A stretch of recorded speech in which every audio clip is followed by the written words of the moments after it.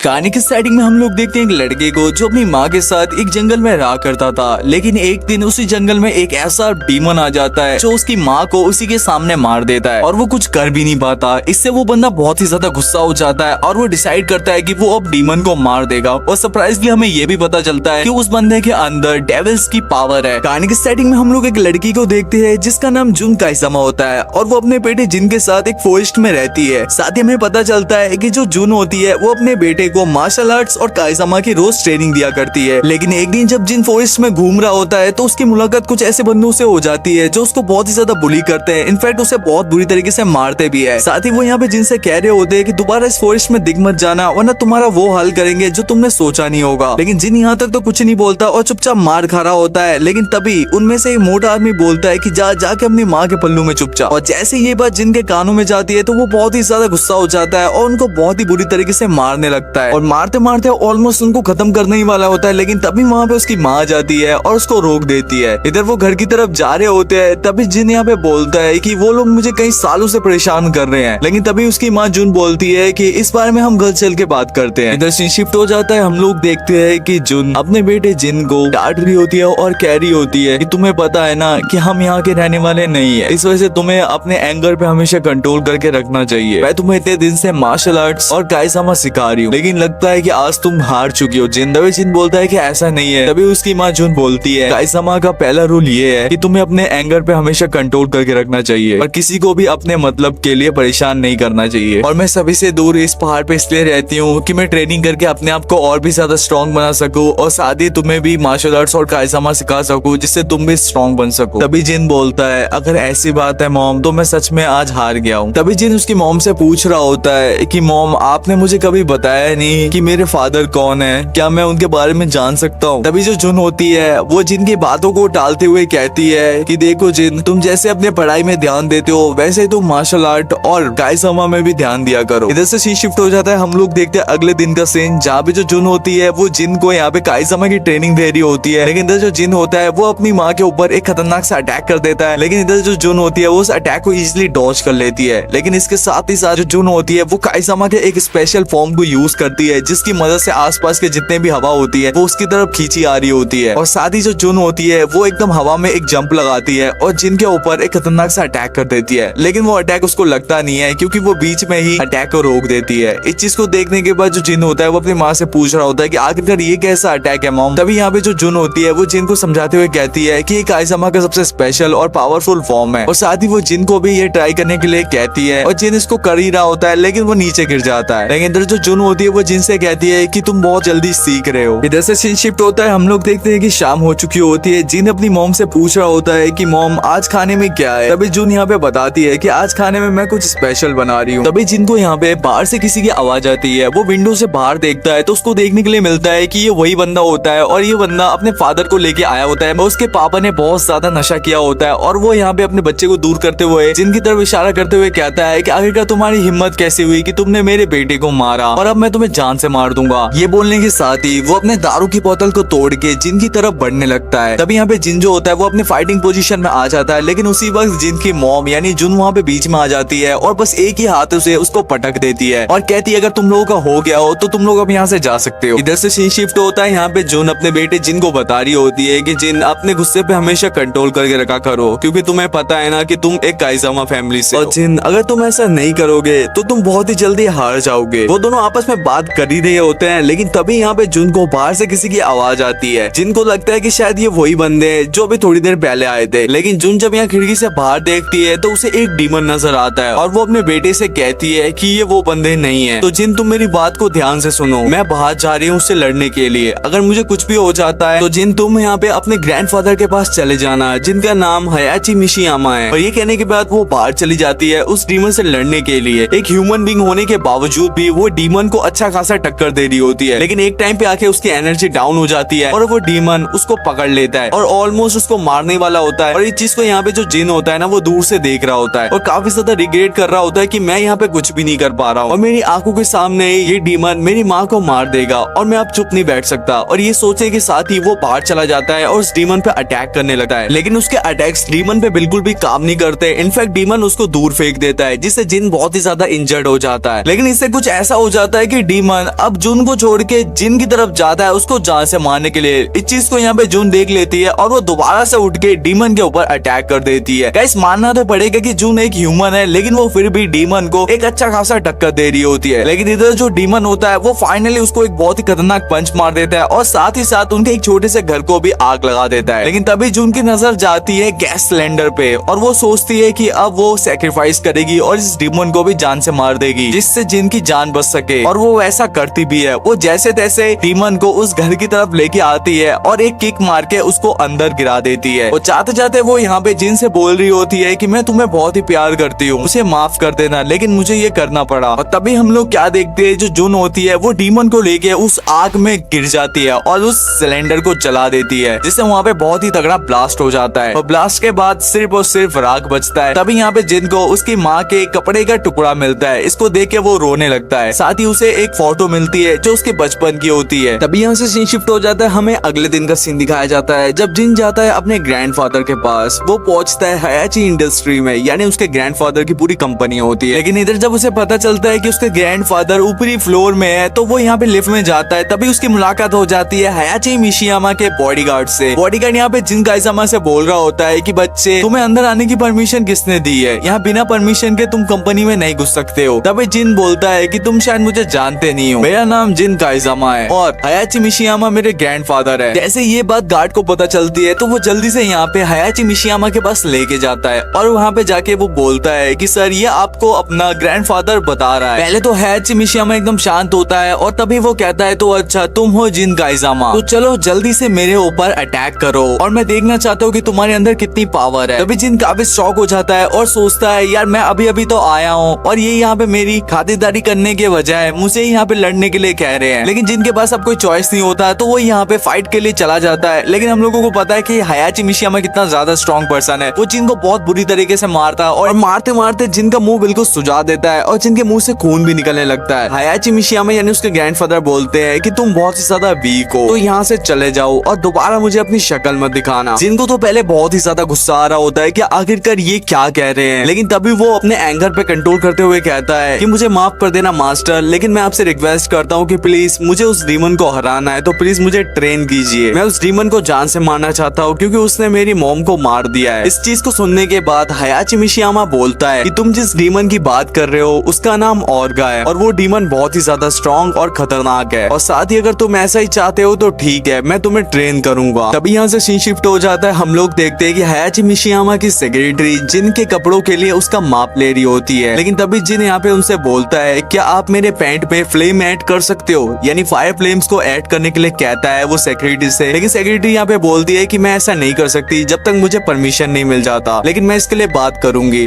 तभी जो सेक्रेटरी होती है वो यहाँ पे जिन को हयाची मिशियामा के पास लेके जाती है और साथ ही हयाची मिशियामा से कहती है कि सर जिन अपने पैंट्स के अंदर फ्लेम ऐड करवाना चाहता है। तभी हयाची मिशियामा जिन से कहता है कि जिन तुम अपने पैंट्स में फ्लेम ऐड करवा सकते हो, लेकिन इसकी शर्त है तुम्हें आज की ट्रेनिंग में मुझे साबित करना होगा क्या तुम इसके लायक भी हो, और अगर तुम मुझे साबित कर देते हो तो मैं तुम्हारे पैंट्स में फ्लेम ऐड करवा दूंगा। अब यहाँ तक जिनको ये तो समझ आ चुका होता है कि यहाँ पे उसे कोई भी चीज फ्री में नहीं मिलने वाली है, उसे सब कुछ हासिल करना होगा। तभी यहाँ से सीन शिफ्ट हो जाता है। हम लोग देखते हैं कि हयाची मिशियामा जिन को उसके ट्रेनिंग ग्राउंड में लेके आता है जहाँ पे वो हमेशा ट्रेनिंग किया करता है। और जब ये बात जिन को पता चलता है तो वो रिंग को छू के देखने लगता है। तभी पीछे से हयाची आ जाता है और उसको बहुत ही एक तगड़ा पंच मार के रिंग के अंदर फेंक देता है और साथ ही खुद भी रिंग के अंदर कूद जाता है। इधर हयाची जिन को बताता है कि जो भी बंदा एक बार इस रिंग के अंदर आता है तो उसे अपने सारे सुखों को त्याग करना पड़ता है और इस रिंग में सिर्फ और सिर्फ तुम फाइट पे ध्यान दोगे। और जब तुम्हें ऐसा लगे कि तुम हार रहे हो तो अपने उस मोमेंट और अपने उस पल को याद करो जब तुमने बहुत ही ज्यादा स्ट्रगल किया था। तभी जिनके सामने वो मोमेंट आ जाता है जब उसके सामने ही उसकी मॉम आग में जल के खत्म हो जाती है। अब हयाची मिशियामा की बात सुनने के बाद वो तो बहुत ही ज्यादा मोटिवेट हो जाता है और अब वो फाइट के मूड में भी आ चुका होता है। लेकिन तभी जो हयाची होता है वो बोलता है जिनसे कि मैं अपने हाथ और पैर दोनों का यूज करूंगा, यानी अपर और लोअर बॉडी दोनों का यूज करूंगा, लेकिन तुम सिर्फ और सिर्फ अपर बॉडी का यूज कर सकते हो। एक तरीके से ये तुम्हारे अपर बॉडी की ट्रेनिंग है और तुम जैसे अपर और लोअर बॉडी दोनों की ट्रेनिंग को पूरा कर दोगे तब मैं तुम्हें सिखाऊंगा काइजामा का असली टेक्निक। और ये बोलने के साथ ही वो फाइट करने लगते हैं। लेकिन हम लोग क्या देखते हैं कि हयाची सिर्फ अपने लातों का इस्तेमाल करके ही जिनको इतनी बुरी तरीके से मारता है कि भाई उसका मुंह बिल्कुल सूज जाता है। इधर हयाची जिनको बताता है कि ये अभी तुम्हारी अपर बॉडी की ट्रेनिंग चल रही है और जैसे तुम अपर बॉडी में मास्टरी कर लोगे तो मैं तुम्हारी लोअर बॉडी में सिखाऊंगा और जैसे तुम दोनों में मास्टरी कर लोगे तो मैं तुम्हें काइजामा की रियल टेक्निक को सिखाऊंगा। और ये बोलने के साथ ही वो जिन को थोड़ा बहुत मोटिवेट करता है और इधर जिन मोटिवेट होने के बाद अपनी ट्रेनिंग को कंटिन्यू करता है और वो रोज हार्ड ट्रेनिंग करने लगता है और इतना ट्रेनिंग करता है कि वो ट्रेनिंग करते करते यहाँ पे बेहोश हो जाता है। इस चीज को देख के यहाँ पे हायाची थोड़ा बहुत इम्प्रेस होता है और कहता है कि बहुत बढ़िया, लेकिन इतना काफी नहीं है, तुम्हें और मेहनत करने की जरूरत है। और ये करने के साथ ही वो यहाँ पे जिन को एक ईंट तोड़ने के लिए देता है, लेकिन हम लोग क्या देखते हैं कि जिन के हाथ में लग जाता है और वो बहुत ही ज्यादा दर्द में चिल्ला रहा होता है। लेकिन इधर हायाची एक साथ ही बहुत सारे पत्थरों को तोड़ देता है। तभी हायाची यहाँ पे बताता है जिन को कि तुम अभी बहुत ही ज्यादा कमजोर हो, तुम्हें और ट्रेनिंग करने की जरूरत है। और ये बोलने के साथ ही वो यहाँ से चला जाता है। तभी यहाँ से सीन शिफ्ट होता है। हम लोग देखते हैं कि हायाची जिन को एक मीटिंग में लेके आता है जहाँ पे उसकी एक डील होने वाली होती है। इधर जिन यहाँ पे हायाची से पूछता है कि आप मुझे यहाँ पे क्यों लेके आए हो। हायाची उसका जवाब देने ही वाला होता है, लेकिन तभी वहाँ पे वो डीलर आ जाता है। डीलर आते के साथ ही हायाची को वो पेंडेंट दिखाता है और कहता है कि मुझे इस पेंडेंट को ढूंढने में बहुत ही ज्यादा टाइम लग गया। लेकिन तभी हम लोग देखते हैं कि वो जो डीलर होता है वो अपने अमाउंट को 10x बढ़ा देता है। तभी हायाची बोलता है लेकिन हमारी डील तो पहले फिक्स हो गई थी ना, तो तुम्हें उतना ही अमाउंट लेना पड़ेगा। तभी वो डीलर बोलता है कि नहीं, मुझे इसका इतना अमाउंट चाहिए, अगर तुम नहीं दे सकते तो मैं यहाँ पे जा रहा हूँ। तभी जो हायाची होता है वो जिनको बोलता है कि जाओ, मुझे वो पेंडेंट चाहिए और इसको दिखाओ हायाची इंडस्ट्री से पंगा लेने का क्या नतीजा होता है। और ये बोलने के साथ ही जिन यहाँ पे खड़ा हो जाता है और यहाँ पे अपने फाइटिंग पोजीशन में आ चुका होता है। जिसको देख के वो डीलर बोलता है तो अच्छा, तुम मुझसे अब लड़ने वाले हो। और ये बोलने के साथ ही वो यहाँ पे चाकू निकाल लेता है। लेकिन फाइट के दौरान हम लोग क्या देखते हैं कि जिन को एक कट लग भी जाता है, लेकिन फाइनली वो अपने टेक्निक्स की मदद से उस बंदे को हरा देता है। इस चीज को यहाँ पे हायाची देख रहा होता है और काफी इम्प्रेस होता है। तभी वो कहता है जिन से कि बहुत बढ़िया, लेकिन तुम्हें अपने इमोशंस पे कंट्रोल करके रखना चाहिए वरना तुम फाइट को हार जाओगे। तभी यहाँ से सीन शिफ्ट होता है। हम लोग देखते हैं कि हायाची अपने असिस्टेंट को बोल रहा होता है कि इस पेंडेंट के बारे में जितना इन्फॉर्मेशन तुम निकाल सकते हो मुझे निकाल कर दो। लेकिन तभी हम लोग क्या देखते हैं कि हायाची के पास एक मैसेज आता है और जैसे वो मैसेज को पढ़ता है तो उसके अंदर वर्ल्ड फेमस फाइटिंग टूर्नामेंट के बारे में लिखा हुआ था। इधर हम लोग जिन को देखते हैं जो हायाची के कहने पे ही अपने हाथों को और अपनी पूरी बॉडी को स्ट्रॉन्ग करने में लगा हुआ होता है, यहाँ तक कि वो सारी ट्रेनिंग को करता है जो यहाँ पे हायाची ने उसको करने के लिए बोला होता है। और जब जिन को ऐसा लगता है कि वो बहुत ही ज्यादा यहाँ पे थक चुका है एंड वो डिमोटिवेट हो गया है, तो वो फिर से उसी मोमेंट को याद करता है जब डीमन ने उसी की आंखों के सामने उसकी माँ को मार दिया होता है। एंड इस फाइट के दौरान उसका एक दोस्त भी बनता है। जब वो फ्री होता है तो उसके साथ वो ट्रेनिंग किया करता है। एंड आफ्टर ऑल काफी समय के बाद हमें जिन को दिखाया जाता है जिसकी बॉडी एंड उसकी पूरी के पूरे मसल्स काफी ज्यादा ट्रांसफॉर्म हो चुके होते हैं एंड जिन काफी बड़ा भी हो चुका होता है। लेकिन इधर हमें दिखाया जाता है कि हायाची और जिन यहाँ पे रिंग में एक बैटल के लिए खड़े होते हैं एंड हायाची को लग रहा होता है कि शायद से जिन अभी भी उतना ज्यादा स्ट्रॉन्ग नहीं है जितना वो एक्सपेक्ट कर रहा है। लेकिन तभी हम लोग देखते हैं कि जिन यहाँ पे अपनी फाइटिंग पोजीशन में आ जाता है और हायाची के साथ फाइट करने लगता है। लेकिन फाइट के दौरान भी यहाँ पे हायाची को यही लग रहा होता है कि शायद जिन अभी भी उतना ज्यादा स्ट्रॉन्ग नहीं है जितना वो एक्सपेक्ट कर रहा था। लेकिन इधर हम लोग क्या देखते हैं कि जिन की आंखें यहाँ पे रेड कलर में ग्लो करने लगती है जिसके बारे में जिन को खुद नहीं पता होता। एंड फाइनली हम लोग देखते हैं कि जिन यहाँ पे अपनी डेविल्स पावर को अनलॉक कर लेता है एंड अपनी फास्ट मूवमेंट की वजह से यहाँ पे हायाची को मार मार के उसके घुटनों पे ला देता है। एंड फाइनली हम लोग देखते हैं कि हायाची ये एक्सेप्ट कर लेता है कि जिन अब काफी ज्यादा स्ट्रॉन्ग हो चुका है। लेकिन यहाँ तक भी वो यहाँ पे रुकता नहीं है एंड वो दोबारा से जिन के ऊपर अटैक करने ही वाला होता है। लेकिन जिन यहाँ पे काउंटर करते हुए अपना फाइनल पंच कर देता है जिससे यहाँ पे हायाची हार चुका होता है एंड जिन यहाँ पे जीत जाता है। एंड इस मोमेंट तक यहाँ पे हायाची को समझ आ चुका होता है कि अब जिन उसको सरपास कर चुका है एंड जिन अब बहुत ही ज्यादा स्ट्रॉन्ग है।